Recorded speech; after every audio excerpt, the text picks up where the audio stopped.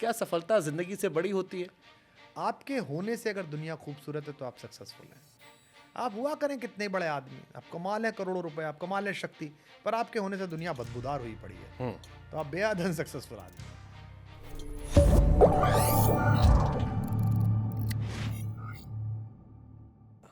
Okay, ठीक है, कुछ आखिरी के सवाल है। सक्सेस के पीछे दुनिया पागल है। आपके बच्चे भी, 2 बच्चियां हैं, दिन रात काम कर रहे हैं, आपने बाहर पढ़ाई करवाई, अभी भी हम आपसे मिलने गए तो देखा कि वो तैयार होकर जॉब पे ऑफिस जा जा रही रहे है, हैं। मेहनत कर रही हैं। अब एक सवाल मेरे मन में आता है कि क्या सफलता जिंदगी से बड़ी होती है? क्योंकि एक किस्सा मैंने आपका भी सुना था, सुशांत सिंह राजपूत का, और हम लोग भी पागल हैं। मैंने भी अभी शादी ब्याह नहीं किया क्योंकि करियर आगे बढ़ाना है। आपने भी जीवन में खूब तपस्या की होगी, दिन रात शोज किए होंगे, दिन रात मेहनत की होगी। फिर जब एक उम्र के बाद ठहर जाते हैं लोग, तब वो कहते हैं कि नहीं नहीं, और भी चीज़ों के मायने ज़्यादा है। आप क्योंकि अब सब कुछ देख चुके हैं, इसलिए आपसे बेहतर सुझाते हैं, क्या सफलता जिंदगी से बड़ी होती है? देखिए, सफलता की करेंसी क्या है, पहले तो ये देखिए आप। एक बुद्ध कथाओं में एक राजा आता है, श्रोण। वो इतना व्यसनी था कि वो जब सीढ़ी पे चढ़ता था तो उसके यहाँ रेलिंग नहीं थी।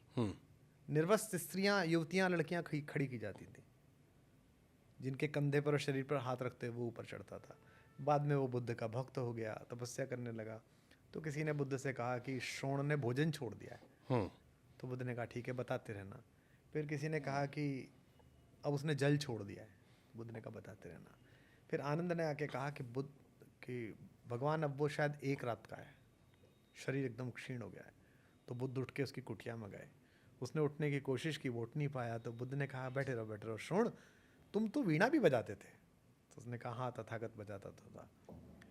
तो वीणा के तार अगर पूरे कसे हुए हों तो बजेगी वो? उसने कहा नहीं, वो तो हाथ रखते हैं, उसका तार टूट जाएगा, स्वर नहीं निकलेगा। अच्छा, और वीणा के तार बिल्कुल छोड़ दिया ना है तो बजेगी? तो बोले तब तो बिल्कुल नहीं निकलेगी। तो उन्होंने कहा कि शरीर वीणा है बुद्ध श्रोण, इसके तार इतने मत कसोगे टूट जाए। तब वो स्वस्थ हुआ और फिर ठीक काम करने लगा।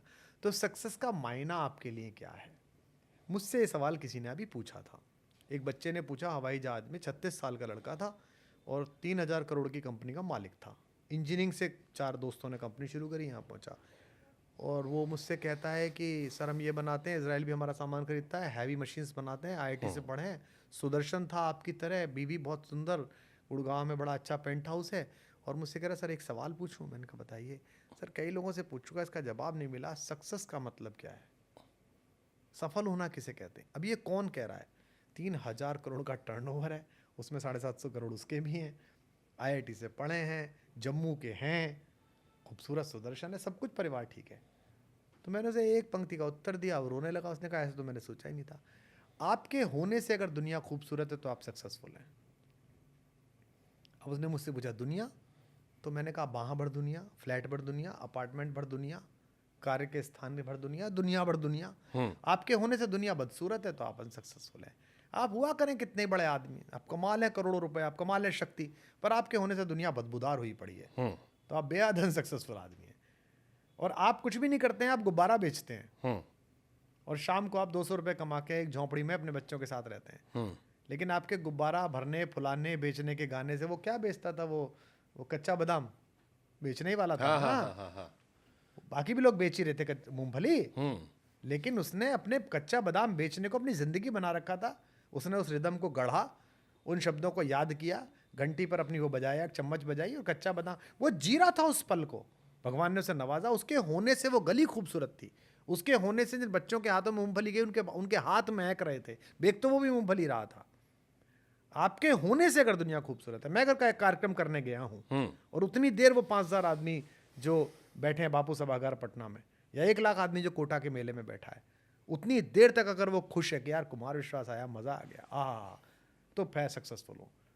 और मेरे होने से मेरी पत्नी कह रही है, ये फिर मुंह सड़ा है, मैं बच्चा कह रहा है, नौकर कह रहा है साला कितने बजे छोड़ेगा, इंटरव्यू बोले ही जा रहा है, बोले ही जा रहा है, तो मैं अनसक्सेसफुल हूँ। छोटा सा सिद्धांत तो है। आप सक्सेसफुल हैं फिर? नहीं, मैं तो अपनी व्याख्या करता हूँ, मैं सफल हूँ, मैं तो आनंद में हूँ। क्योंकि मैं आनंद उठा रहा हूँ। क्योंकि लोग कहते हैं मैं असफल हूँ, बहुत सारे लोग कहते हैं, बहुत सारे नेताओं को मैं जानता हूँ जो पीछे कहते हैं पागल है साला, क्या जरूरत थी लड़ने की, क्या जरूरत है हंगामा करने की, अच्छा खासा ये होता, बहुत सारे लोग बोलते हैं। जब इंजीनियरिंग का फसाद हुआ था तब भी ऐसे ही लोग बोलते थे।